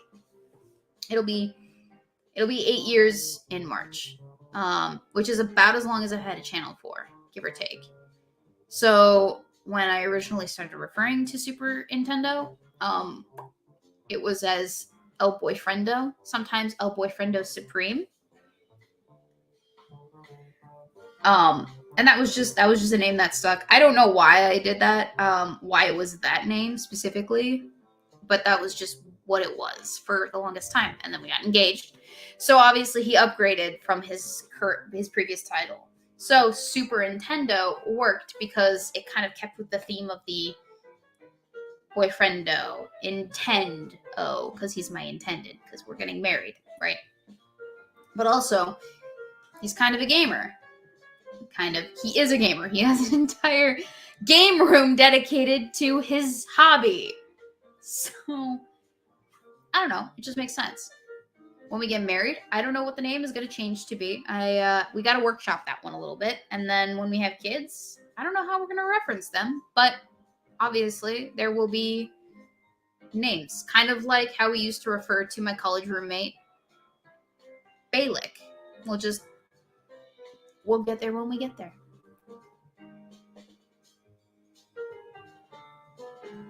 Yeah. And that be how it be. But yeah. No babies, not until after we get married. Actually, if I'm being honest, it'll probably be a little bit later than that too. No babies until after Super Nintendo finishes college. He's a little bit of a late bloomer, which is fine. Everyone in their own time. But I feel like once he is graduated from university, he has better job prospects, and we have more stability, and babies are expensive. So if we have two people that could earn a decent income in this household, that sets us up and our child up for a fine time in their life. Because really, you want to be in the best position possible financially, mentally, emotionally, spiritually, before you actually procreate, I think, personally. Because whoever you are while that kid is growing is what they will use as a model for who they become. And ideally, mostly, you should want your kids to be the best versions of themselves, the best version of you, right? Because you're their primary influence for their most formative years. Weebo is robbing the cradle, says Daniel Fluman. Bitch, you thought Super Nintendo is 9 months older than me. So I don't know what you're talking about, cradle robbing. But yeah, you want your kids to be a reflection of the best of yourself. At least you should want that. And so part of that, obviously, is being in a financially responsible position to be able to raise them. Because it gets a lot more difficult to raise a kid off of a single income in today's economy. And that's no judgment on other people and their choices. They can do what they want with their kids, their life, their story. It is entirely up to them. Just personally, I am not comfortable bringing a kid into the world when only one of us can support our family. That being me. I'm the one with the college degree. I'm the one that can bring in the most bacon. But if anything were to ever happen to me, sure, we have insurance, and that would definitely help. But then, like, if I were to die, right? We had kids, and I were to die in a tragic accident. Hopefully, that never happens. I mean, knock on wood. But if I were to like just pass away all of a sudden, leaving Super Nintendo and our kids to fend for themselves, I would want them to be able to fend for themselves. You know? To have that capacity to be self-sufficient, to be self-sustaining, to not depend on anyone but our family. That's important to me. So that's my motivation for waiting until at least we have that capacity as to be a dual income household. We don't have to be a dual income household. Either one of us could probably take a break and it would be fine. But to have the capacity to bring in the bacon from either side, I think would be a wise move. But that's just my perspective. And that's, you know what? I'm going to go into a little bit of a rant.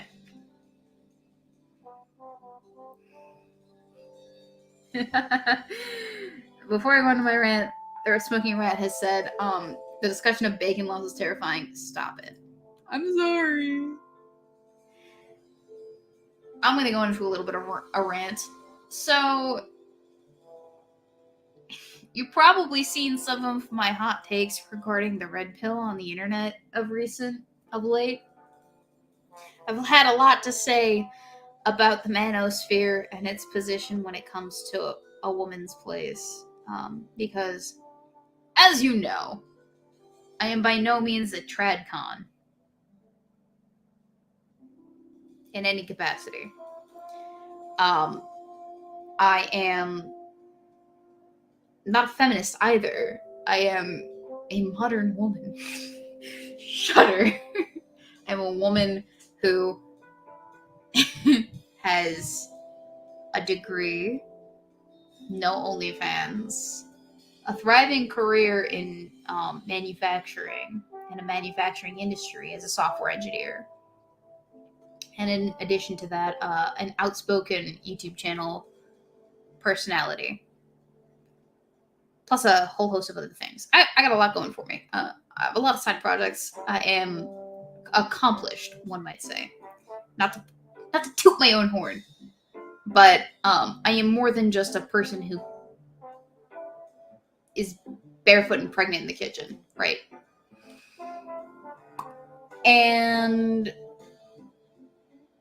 that has always been the goal, to be self-sufficient, to be self-sustaining. That was a goal instilled in me by, I'm going to say my dad, who was a single father, who raised 2 kids pretty well, I think. I think I turned out all right. My father, single father, raised 2 kids by himself, both of us with the drive to be as independent as possible, to be as self-reliant, self-sufficient as we possibly could, was an absolute boon to our future prospects. Because what we did with that is myself and my brother were both very accomplished in our respective fields currently at 25 and 23. We are doing very well. We are independent. We've been moved out of our parents' house since we graduated from college, basically. And we are thriving and on our way to bigger and better and greater things. We don't need to depend on our father. Some more than others. Hi! Hello! There's a kitty here. Hello, my baby. Hello, my love. Here. That's Valentine. Like, obviously, I can afford a house because I've made every effort to be able to do that. I've made the decisions necessary to be able to do that. My brother, not so much, which is not an indictment on him. He's made different decisions, and they've brought him not to where I am today. That's fine. He is a successful professional in his own right, and we're very proud of him. And that's all we'll say on the matter.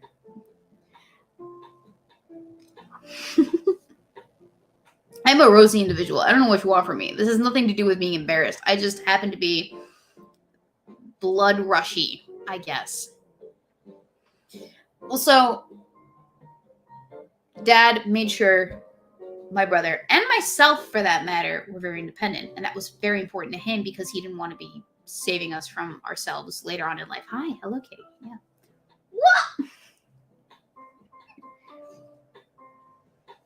Who said you had to be barefoot and pregnant? You can wear comfy slippers. You right. And I will. I absolutely will. But the idea is a woman's place is to be barefoot and pregnant in the kitchen. And that is her purpose. To be raising the kids, to be managing the household and nothing else. Which, while perfectly fine, there's nothing wrong with that. Personally, I find that it doesn't lend itself very well to out of the house skills. So for instance, I'm a person who always needs a contingency plan. I squirrel away money like a motherfucker. There are reserves of cash that I don't even recall off the top of my head for just in case moments when things go south, because I anticipate that something could probably go wrong. And so I don't want to be taken unawares. So we have wiggle room built into the budget, as it were. And the same concept applies to me as an individual going through life. My capacity to bear my husband children will fade with age. My looks will fade with age. I'm aware of this. Everyone's looks fade with age. My health will fade with age. And eventually, sure, my mind will go too. But it'll probably be the last thing that goes after my health. I'll be able to do a whole lot with this noggin and everything that it's learned for quite a longer while than I will be able to produce children or to, like, be a trophy wife, as it were. And that's important to me, to be useful for longer than is expected of the woman, that is traditionally expected of the woman. And that has been a driving force throughout most of my life.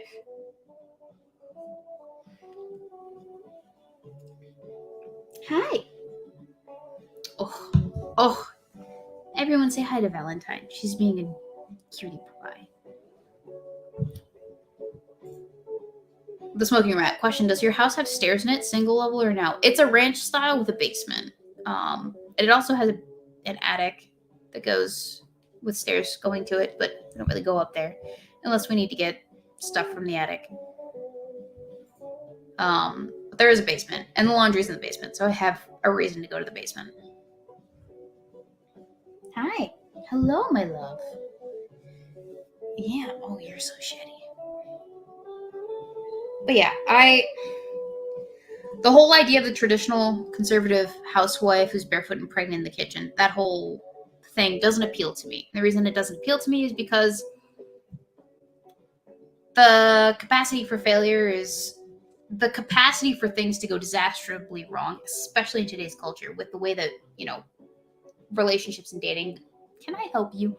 Relationship and dating has the trajectory of relationships and dating in most cases doesn't appeal to me. I don't want to run the risk of, not that it would ever happen, run the risk of being left dependent upon the state or my ex-husband or what have you to support myself and my children.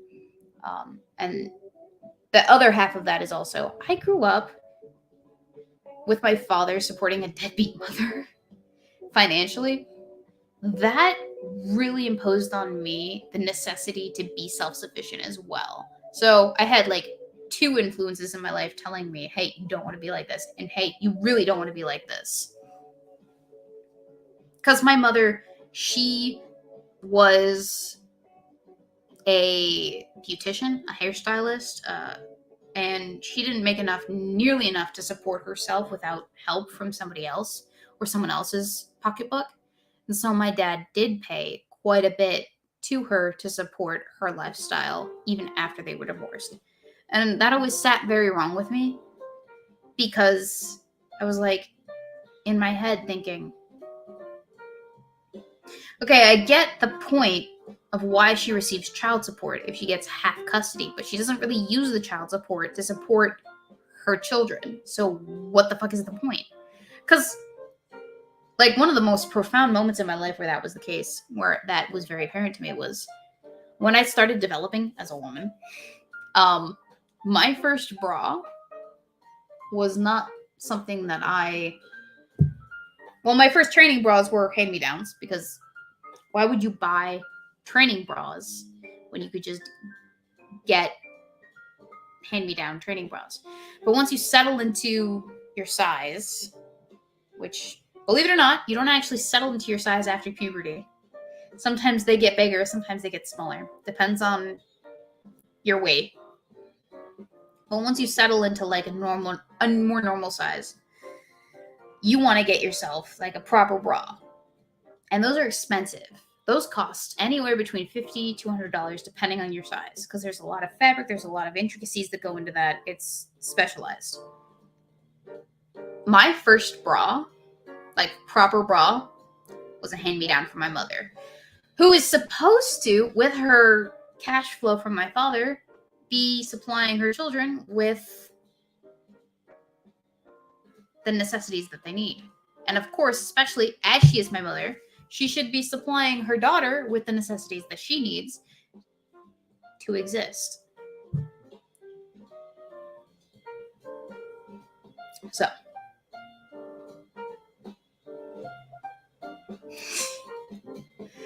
the birthday song. Why? Oh my gosh! Hang on, I gotta switch this. This is unacceptable.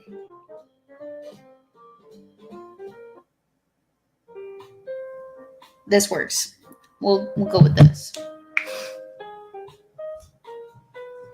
Yeah, so that didn't sit right with me. And because it didn't sit right with me, it molded my perception of who I needed to be and who I wanted to be from a very early age. I didn't want to be the person dependent upon another man, anyone for that matter, to support myself. I wanted to be self-sufficient. I wanted to be self-sustaining. I had the drive to apply myself to be as independent as possible.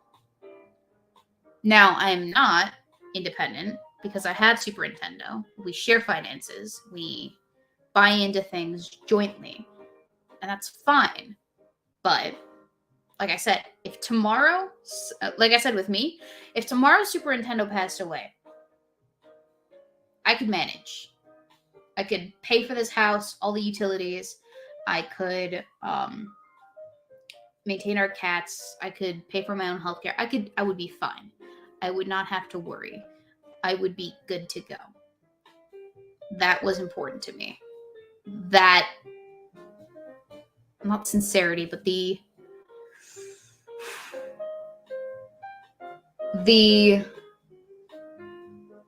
security and knowing that I could weather the storm. That was one of probably the most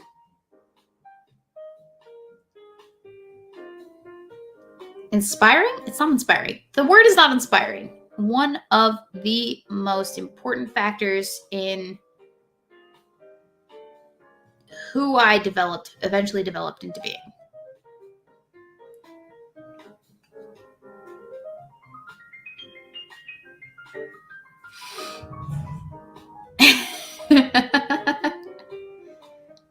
Daniel Pullman, with your new place, is your commute to work better? Oh, you have no idea, sir. It is so much better. And I'll just leave it at that. Because saying how much better would be giving away way too much information. More information than anyone on the internet needs to know.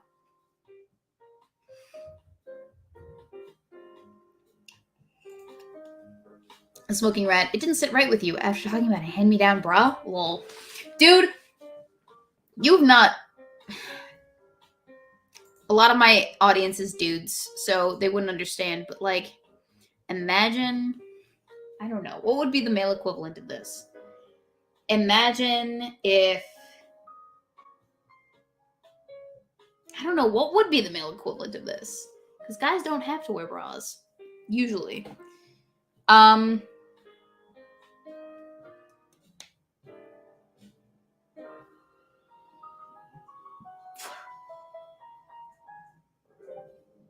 have no fucking clue. I have no fucking clue what would be the male equivalent of a hand-me-down bra.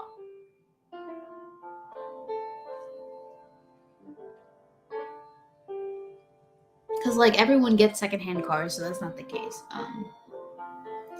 It's not quite secondhand underwear because it's different. A jock strap? Maybe. Hockey equipment? Oh, yeah. Okay, all right. So maybe, like, gym equipment. Not specifically tighty-whities, but, like, yeah, a jock strap. Because jock straps go over the underwear, which goes over the junk, right? Yeah, it'd be like a hand-me-down jock strap. That might be the male equivalent. A sports cup, a hand-me-down sports cup. Imagine. And there's no guarantee that it fits, because every size is different, right, boys? Right? So there's no guarantee that it would fit. I don't know about a baseball mitt token study.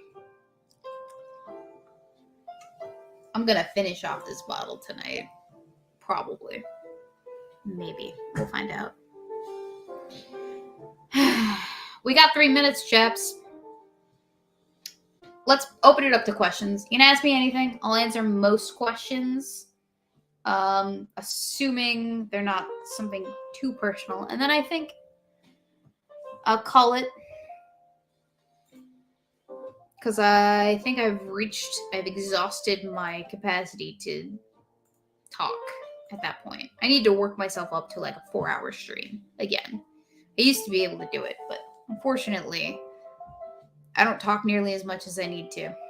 Which is hilarious because I am gabby as shit.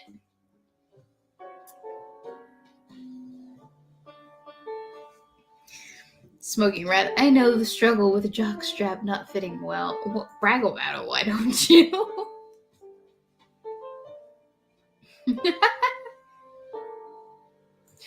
Oh, Daniel Fleming, did you want to share the cards you got? Yes, I will. Oh my gosh, I totally forgot that I said something about that. Sorry. You got to remind me about this. Well, you did, so I guess that works. Let me find it. Let me find them. I have them. Those were like one of the first things I unpacked. I've been keeping these since March. Oh, hello. Sorry. That's the problem with this flooring. We got the vinyl flooring, the vinyl faux wood flooring, and I have a rolly chair, and the rolly chair overrolls on occasion. So, yeah. Let's see. Let's go from start to finish. All right. So I have March, April, and August. All right. March 1st. Yep. Oh my gosh. You've taped the fuck out of this. Hold up. Wait a minute. I know I said I'd open it up to questions, but I guess I fucking lied. I'm a filthy fucking liar. Because Daniel Pullman has distracted me with his writings to my person. So Daniel Pullman always sends me the cutest cards. I think he hand paints them for each of the holidays as they come, and I appreciate every single one of them. Even though, unfortunately, I'm like 3 months late on this because this is the April card, and I apologize for the delay. But obviously, as you know, life got in the way, as it is prone to do. But Daniel Pullman also sends me within these cards the stupidest of puns, and I appreciate every single one of them. So, without further ado, let's read the first one. Oh, hello. I can stay over time, it's fine. I got 5 seconds left until my limit. I can go over my limit, it's fine. How does the Easter Bunny stay in shape? Aerobics.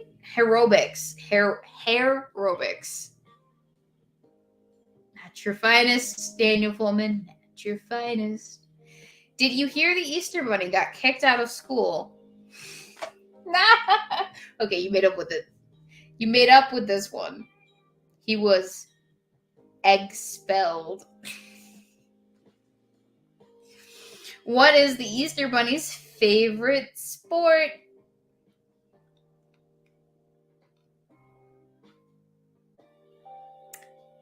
Basketball. Ah! Some bunnies are lazy. They do not carrot all. It gets me every time. Okay, next one. This one's from April. This one was, according to the post, sent April 5th. Right? Yeah.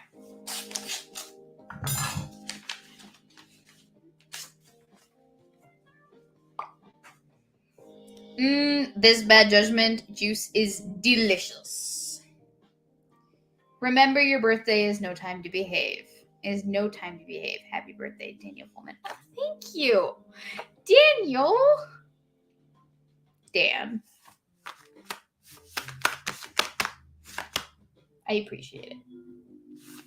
I appreciate that you sent me a birthday card, even though I didn't open it when you sent it to me. And it was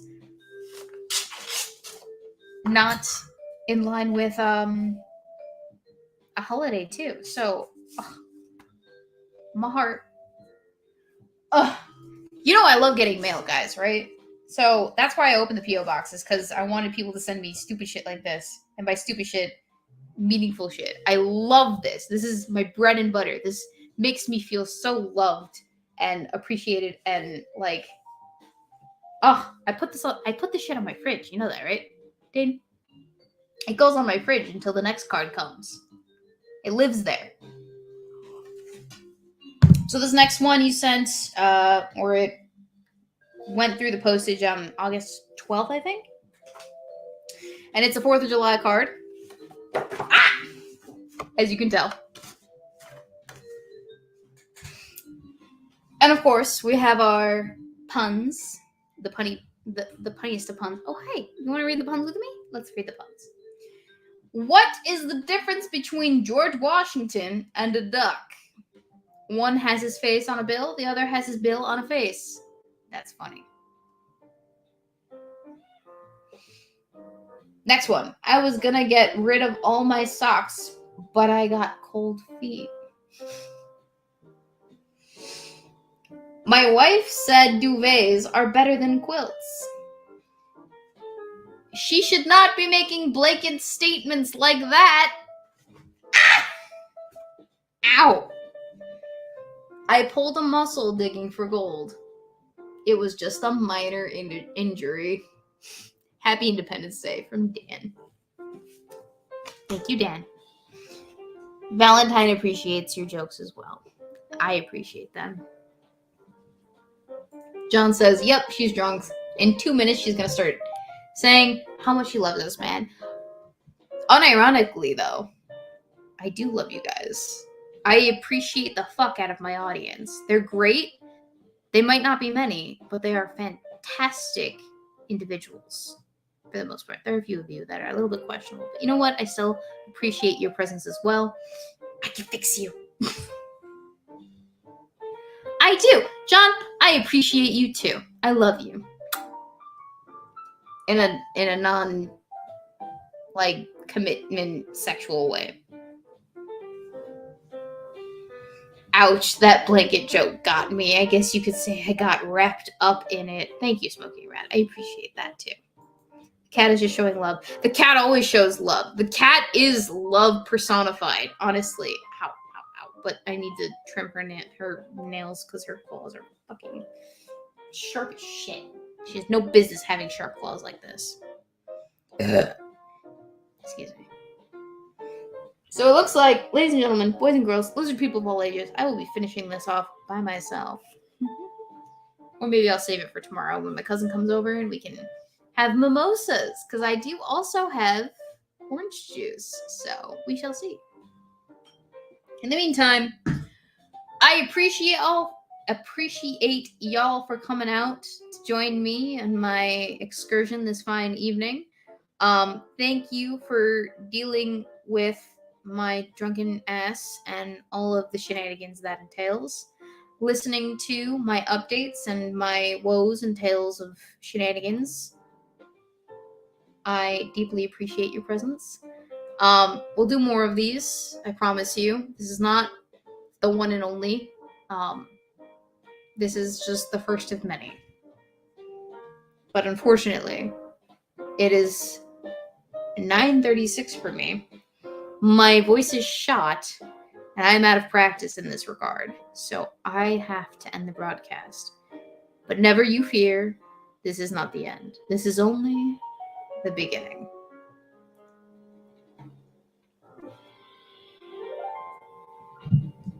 Ooh, what a timing. No, my words are not slurring, Daniel Pullman. How dare you accuse me of shenanigans? I'll see you guys in the next stream or the next video, whatever comes first. Until that time, have a good life and enjoy yourselves. Peace, ladies and gentlemen.